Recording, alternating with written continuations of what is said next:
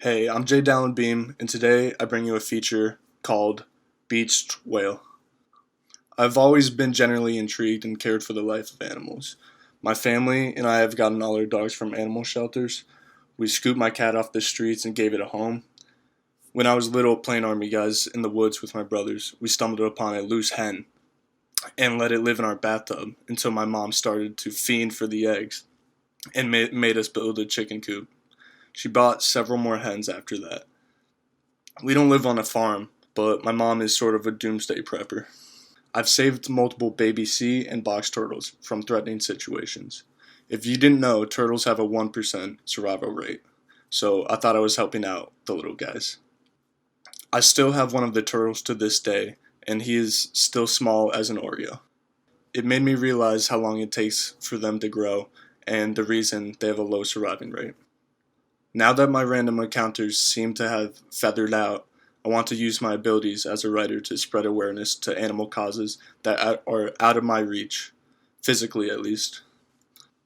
Humans are probably the most toxic animals on the planet out of the bunch. Stealing environments, butchering, and enslaving other animals for our own personal gain. Some of the most immense and dangerous animals are taken captive by us and living as modern day jesters, and I don't like it one bit. Bringing more lightheartedness to the subject, I bring you a story of a debased talking killer whale who happens to be the prime attraction at a low budget aquarium and plans to escape into the wild. Beached Whale is an adult animated feature whose tone would most closely relate to that of BoJack Horseman and Sausage Party. So we're going for the crude humor like in Sausage Party while implementing animals as our main cast, as well as executing plenty of criticisms on humans' toxicity and dissecting topics such as animal cruelty, the flaws of social media, and just how mean people, or fish, can be. You're probably like, how does social media fit in there? And I'll tell you. Most of the fish in an aquarium have glass between them, representing our phone screens. You'd think you know someone's character based off of their social media, but that's not always the case, as misrepresentation seems to thrive online. With that, let me get into our characters. Our protagonist is Flopper, the killer whale. His friends call him Flop. He has a very distinctive personality, being bossy and spoiled, as he is the prime attraction. He has never seen open ocean, or has at least no memory of it, as life in the aquarium is all he knows. He is shallow deep down and feels the need for a partner, although what he really needs is freedom from the outside glass. Then there's a shrimp that goes by the name of Craig. Craig is Flop's best friend and sidekick. He lives in the tank next to Flop, but escapes on a regular basis and hangs out with him in his tank. For how tiny he is filled with an abundant amount of knowledge. Next there is Ed, who is an ex-convict and Flop's caretaker. He pretty much just feeds Flop fish and brushes his teeth. He was arrested back in the day for being a getaway driver in a heist, but really just seems like an average guy nowadays. He wants to start up his own carnival one day due to his love for going fast and amusement rides. Finally, we have our antagonist, Betty. Betty is the manager of the aquarium and ultimately only cares about her paycheck. She is selfish and arrogant to those she works with and will do anything to keep Flop at the aquarium. With the characters introduced, let's get into the story.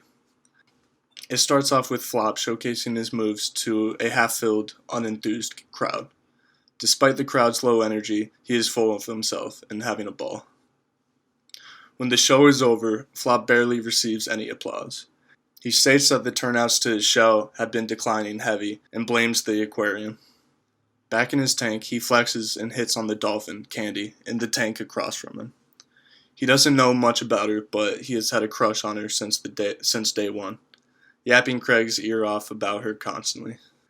The next day, Flop wakes up to Candy being shipped off to be put back into the wild. Flop is broken up about this and sees that there is no point to living in the aquarium anymore. Flop ends up asking Betty if he would be able to go where Candy went, but Betty acts as if it was just a joke. She says that she needs him here and that he's the only thing bringing in customers. That night, Flop asks Craig about the outside world. Craig tells him about all the freedom and open water there is, as well as all the cool trash they can find out there. Flop can't comprehend any of this, so Craig sneaks over to the projector screen and pulls up inspiring videos of the open ocean. Flop is astonished and can't believe what he's missing out on, so on that night, him and Craig come up with a plan to escape. They brief Ed on the plan the next day. When game time comes around, Flop and Ed wind up staging a killer whale attack in front of the audience. It causes a stir and Flop is sentenced to death. While Betty tries to debunk the attack to get Flop to stay at the aquarium, she has no say. Soon after, Flop is put into a transportation truck along with Craig hiding in his blowhole. Ed winds up distracting and knocking out the guy in charge of driving the truck. They start their flee to the ocean. Minutes later, Betty goes to check up on the truck and see if it left yet, and stumbles upon the driver, who's knocked out. She immediately calls the police and grabs a harpoon and hopping in her truck. Soon after, Betty and the police have caught up to the truck, and are all trying to get the truck to stop. Betty starts to shoot her harpoon at the truck's tires, despite the police telling her not to interfere. She ultimately slashes one of the tires and the truck spins out of control. It tips over on a bridge overseeing the ocean. Flop falls out on the ground and lays there like a fish out of water. The police arrest Ed and surround the truck, while Betty walks up to Flop and points her harpoon right in his face. Craig reminds him to use his blowhole. Flop then inhales all the water he can grasp on the ground and then shoots it out of his hole at Betty, knocking her to the ground. The force of the water expelling from his blowhole launched Flop and Craig off the side of the bridge. He is in open ocean now, so excited he can barely contain himself. Him and Craig end up swimming around exploring, enjoying every second of it. He winds up running into Candy with a bunch of guide dolphins. Never not having the glass in between the two of them, things are a bit awkward, as Candy doesn't seem entertained by him or whatsoever interesting at all. Flop realizes this and that she is someone that he really could care less if he's associated with her. After that, Flop and Craig end up wandering the open ocean in hopes to find a new family. Years pass and Ed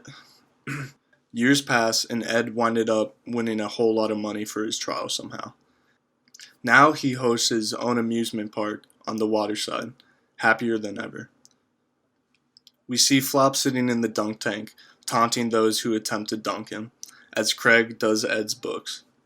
The three are united at last and can enjoy their freedom together.